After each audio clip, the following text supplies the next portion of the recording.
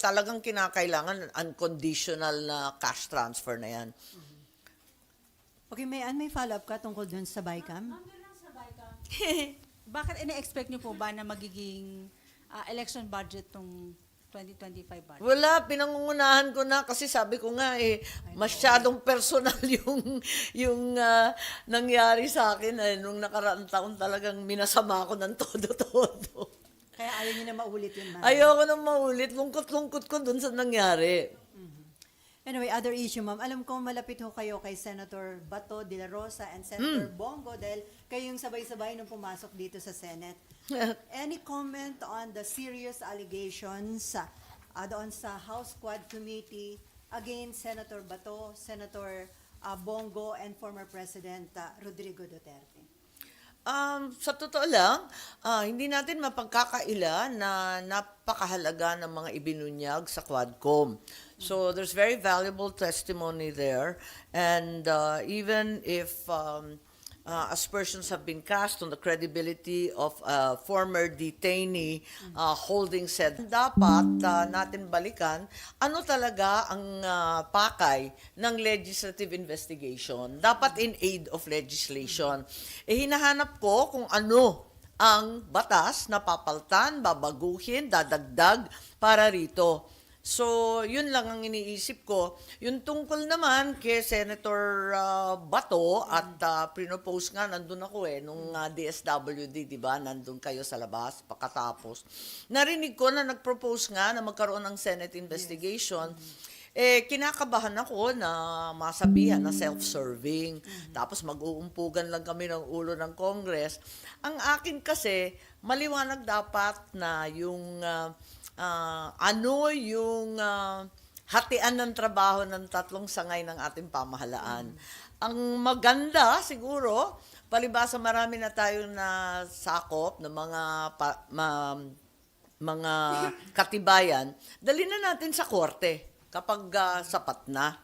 Let's bring it to court so that hindi masabihan that it is partisan or self-serve. Perhaps also it's time that the DOJ be ordered to file charges as necessary. Ngayon, yung papel namin as legislators, ang nakikita ko unang-una, balikan yung PNP modernization, maliwanag na mga pulis ang tinutukoy. Kung mga pulis ang tinutukoy, ang nalalaman ko, merong NAPOLCOM, merong ombudsman, may korte na pwede silang patawan ng kaso.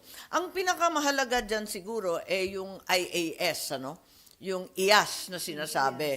Kasi matagal nang maraming nagsasabi na yung IAS na yan, wala naman daw visa, wala naman daw pangil kasi sumasailalim pa rin sa Chief PNP. Dapat autonomous na yan. So I think these are considered to be Object Class 19, which means that COA merely has visitorial powers and not the full-on audit that we're familiar with. Kailangan ba yun? Ikatlo, pasok ba sa definisyon ng OMOE yung incentives, rewards? For information, alam ko, pasok yan. Kami nga noon, meron akong anti-private army campaign nung gobernador ako. Nakasulat talaga. Naka-line item talaga. Eto, premyo sa magbibigay ng impormasyon. Talagang nakalinya yun sa budget namin na maliwanag para walang sikreto, walang napapabulaanan at klaro. So, eto, yun lang naiisip ko kasi maliwanag sa akin ang papel ko di ba? Mambabatas tayo Hindi naman ako maghuhusga. So, ma'am, before Mayan, sabi niyo baka maging self-serving. So, Hindi, yun ang akusasyon, Di ko naman sinasabi na yun ang mangyayari. Kaya lang, sinuntagal-tagal na nito, ang bagal-bagal. Yun na nga yung dinadaing natin na sana kung may mga pulis, may mga general, may mga opisyal na talagang nagsala, abay, parusahan na yan para hindi na tayo ipasukin ng mga ICC na yan at kung sino-sino pa. Eh di mas maigi sana kung mas mabilis yung hustisya sa atin, eh di hindi na nakialam yung kung sino-sino. Ang bagal kasi, yan ang problema.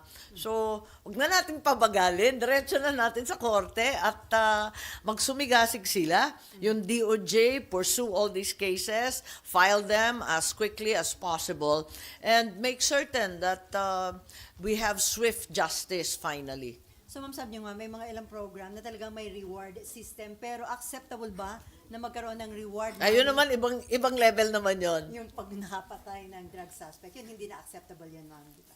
Eh, syempre naman, Against- ibang usapan naman yun. Yung mga witness protection program, yung rewards for information and informants, with all of these things are well recognized. But clearly, murder's not one of them. Ano na nakikita niyo, ma'am, dun sa direction ng Quadcom committee hearing? Hindi na ba malinaw yung direction na talagang Hindi, illegal ang legislation? maganda naman yung Quadcom hearings, nakita natin, ang dami nilang nailabas na mga ebidensya. So, palagay ko, ang tanong ko na lang at this point, bilang mangbabatas, sila at kami, ano ang next step? What is the legislation that we have in mind? I had certain suggestions, yun nga, the PNP modernization. Are we intent on limiting the alleged sources of these funds? Ma'am, so you see no need para dalhin pa sa Senado yung investigasyon ng EJK sa war on drugs? Kasi sabi ni Senator Bato, for checks and balances daw kasi parang isang side lang yung lumalabas sa Quadcom. Sa palagay ko, okay naman, syempre, karapatan ni Senator Bato, ni Senator Goy, pagtanggol ang sarili nila. Ako, nagmamadali na lang, siguro. Tama naman sila, it's their call. First of all, Senator Bato is the chairman. And certainly, Senator Jinggoy can probably help him. So, syempre, nasa judgment and discretion nila yan. Ako naman, ang akin lamang, ang hinahabol ko, talagang swift justice. Kasi masyado nang matagal itong mga kasong to. Sabi niyo po, ma'am, kanina, a great deal of evidence has already come forward from the Quad Committee. Oo so, naman. you can say, are you saying, pwede nang dalhin sa korte right now? Palagay ko, DOJ is competent at this point to make a case with the help of CIDG, with the help of the NBI. Perhaps prosecution is in order. Ang tagal na eh. So ma'am, At alam naman natin na President Duterte. So, mukhang yung pinopropose na hearing ni Senator Bato para masagot nila dahil ayaw naman nilang humarap doon sa House Quad Committee. So, magandang venue ba talaga yung Senate hearing para dito nila sagutin lahat yung allegations against them? O sa tingin nyo sa judiciary na? I'm not in the business of passing judgment on the work of my colleagues, but I'm very, very protective also of the institutions involved.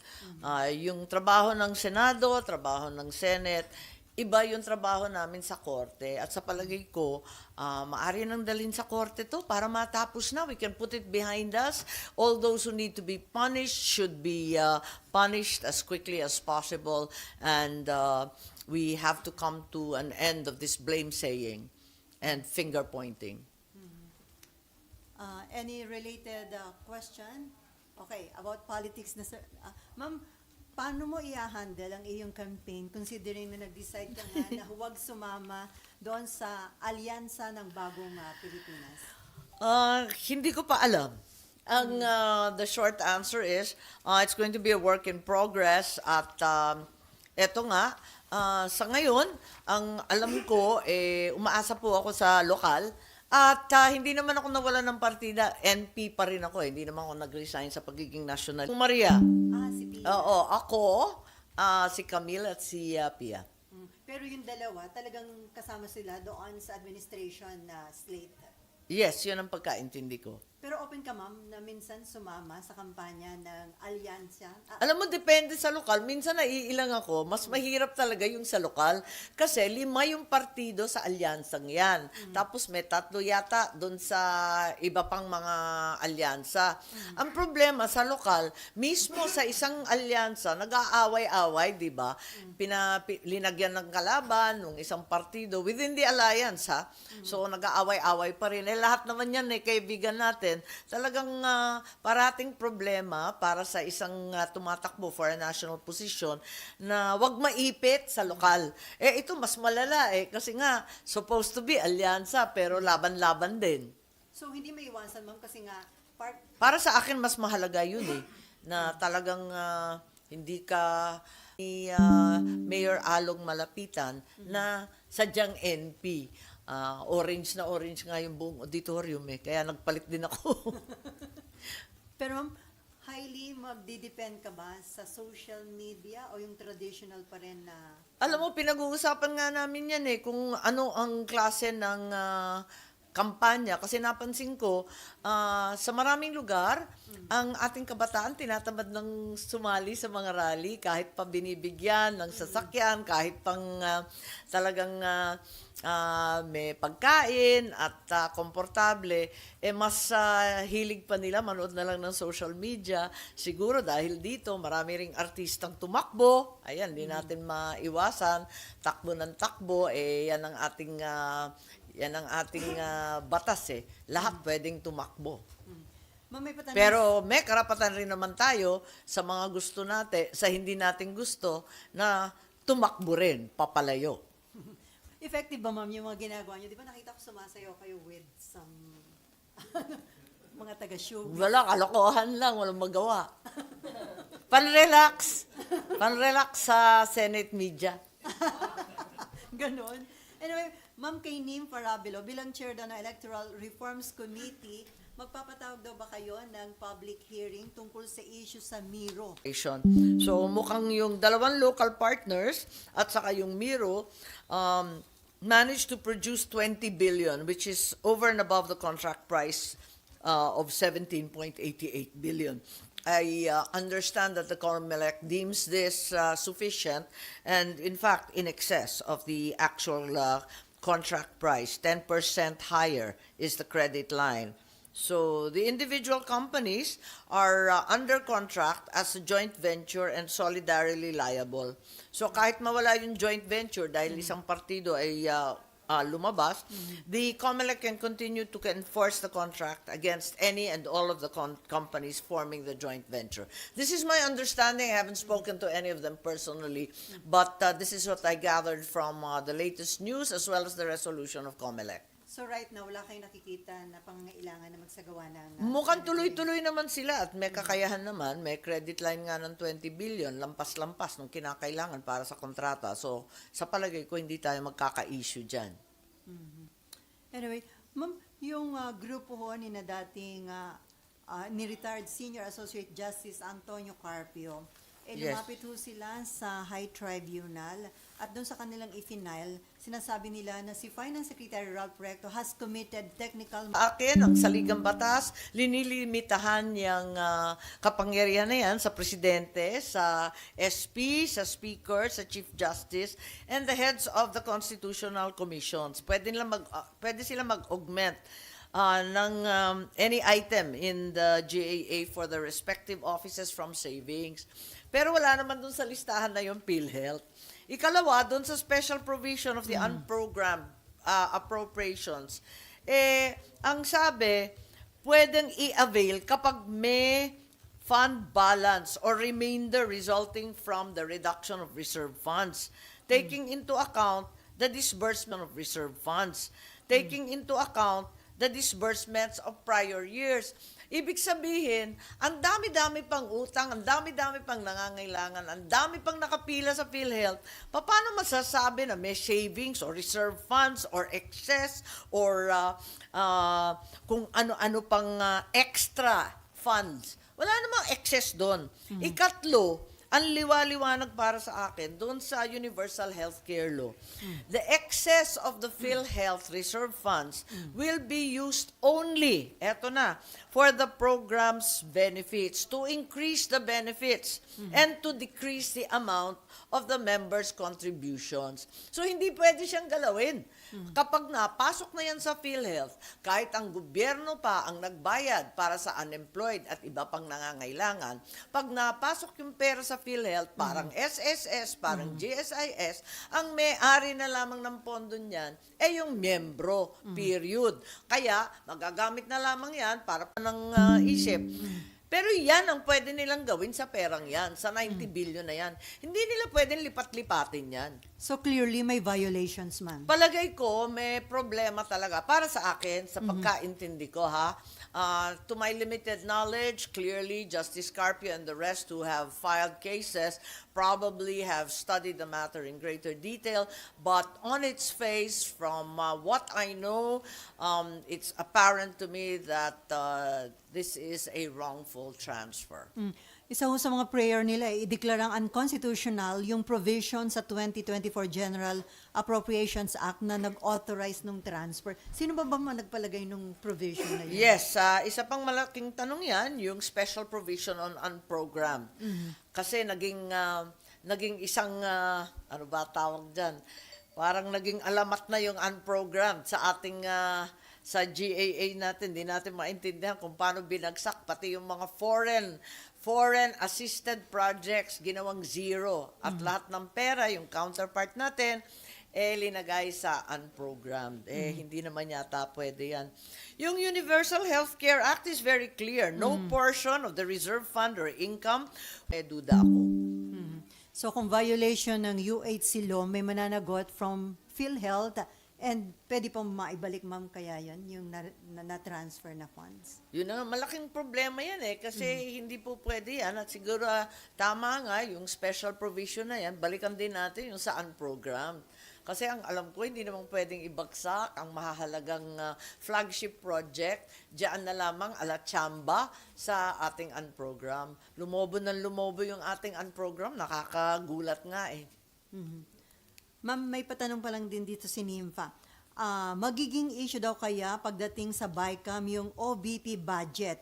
Ipapabalik niya ba yung kinaltas ng House sa OVP budget? Wala, hindi pa napapag-usapan ng mga senador. We're in recess now. Maraming nagbiyahe, wala rito. Hindi pa kami nagkakaukus tungkol dyan. Pero sana, sa lalong madaling panahon, isipan namin kung anong gagawin dyan. Obviously, it's very, very controversial. On a more personal note, ayoko kasi yung kinukuyog o binubuli. Naranasan ng aking pamilya ng 36 na taon yung mamaltratong ganyan. At ayoko na gagawin sa iba. Kasi napakahirap noon, hindi siya makatarungan, hindi siya tama, at hindi siya makatao. So, palibhasa ba, wala ka na sa poder, hindi ka na nasa posisyon, wala ka na sa itaas, talaga naman iduduro ng todo-todo. Ako, ayoko ng ganyan. Yung tama lang. Kung mali, sitahin natin. Kung tama, tama. Pero yung kuyog at yung pambubuli, hindi okay yun. So, ma'am, how's your relationship with BP Sara right now? Well, VP Sara, as we all know, is taking a very low profile. Umiiwas muna at nananahimik, nag-iisip-isip, nagmumuni-muni, at mabuti naman. Siyempre. Kasi di ba recently nasabi ni Presidente Marcos na parang Alam mo, lagi namin tapos magpupugunero ka pa doon sa isa para lumubha ng lumabha at lumiyab ng lumiyab yung away nila. Pambira naman. Hindi ko gawain yun. Hayaan mo na sila. Kayang-kaya nilang sagutin yan. Si BP pa. Laging handa yan sa anumang laban sa sabak nun. RG, do you have any question? And mabalikan ko lang yung sa ICC, di ba ang stand ng Malacanang, hindi nila isasubmit sa ICC kung ano man yung mga nagagather ng Quadcom Committee na mga evidence. Pero ang sabi ni Senator Bato de la Rosa, kontrolado ba ng Malacanang yung si House Speaker o kaya yung Quadcom Committee? So, Dapat kontrolado, sa totoo lang. Pero, ako, litong-lito na sa ating posisyon hinggil sa ICC. Kasi nagbago-bago na eh. Nakailang beses na tayo. Maliwanag ang Pangulo. Kailanman hindi tayo babalik dyan at hindi tayo sasailalim dyan kasi may soberanya tayo, igalang nila. O yun, maliwanag ang Pangulo. Pero minsan, yung DOJ, iba yung sagot. Sabi nila, magko-cooperate daw sa investigasyon. Sabi nung iba, papapasukin daw at papa-interview yung mga testigo. Ano ba talaga? Ano ba talaga? Magpakatotoo ka, sister. Ano na talaga? pero dapat ba na sabihan ng presidente kung yun ang stand ng Malacanang? Ang liwanag naman ng Pangulo, konting respeto naman sa ating Pangulo at sumunod naman sila. Okay, Mean. Yes, I actually hear that for the first time now. Hindi pa napapag-usapan and I'll need to understand exactly how that will work. Pero ma'am, yung plano ni Senator De La Rosa na moto proprio, allowed pa ba siya? Di ba nagkaroon na ng agreement sa plenary na tanging Blue Ribbon Committee ang pwedeng mag-moto proprio Yun ang investigation? nakatagda sa ating mga rules. Pero kung mag-file ng resolution ang isa sa kanila, syempre, talagang pwede naman yun. Hindi siya motu proprio, pero sila na rin ang nag-umpisa. Ay, yung Committee of the Whole, I'm sorry, I can't enlighten you because it's the first time I hear of it. And as we're in recess, we really haven't discussed it in caucus or even informally. But will you be participating o wala ka? I have no idea. I think that's entirely speculative. I have to figure out if it's actually going to happen and how it will be conducted, if at all. Thank you, ma'am. Okay. On that note, any other gusto niyo pa idagdag, ma'am? Wala na? Ano pa ba? Ilan na bang senador ang tatakbo? Yung natira. Napakarami po. Oo. Nakakatuwa Ilan yung eh. natira? 184 na ng balota. Pero ma'am, sa tingin niyo, naaabuso na itong party list system? Re-electionist ako, hindi ninyo dapat talangin tungkol dyan. Hindi, having said that, I've actually conducted several hearings on the party list. And if I'm not mistaken, we had a committee report during the 18th Congress na kinakailangan isaayos at gawing mas masusing ang mga party list registration. Palagay ko ginagawa na rin ng COMELEC kasi marami naman silang tinanggal na mga party list na nagrehistro pero hindi nila hinayaan, hindi nila pinayagan. Ang COMELEC mismo ang nagtanggal ng kung paano magagawa na yung intent niya sa ating saligang batas na yung unrepresented marginal sectors ang siyang papasok sa party list quota. Si party list sino ba nominee yung nagtitinda niya ng pares-pares? Si Diwata. Si Diwata Pares. Ba yan?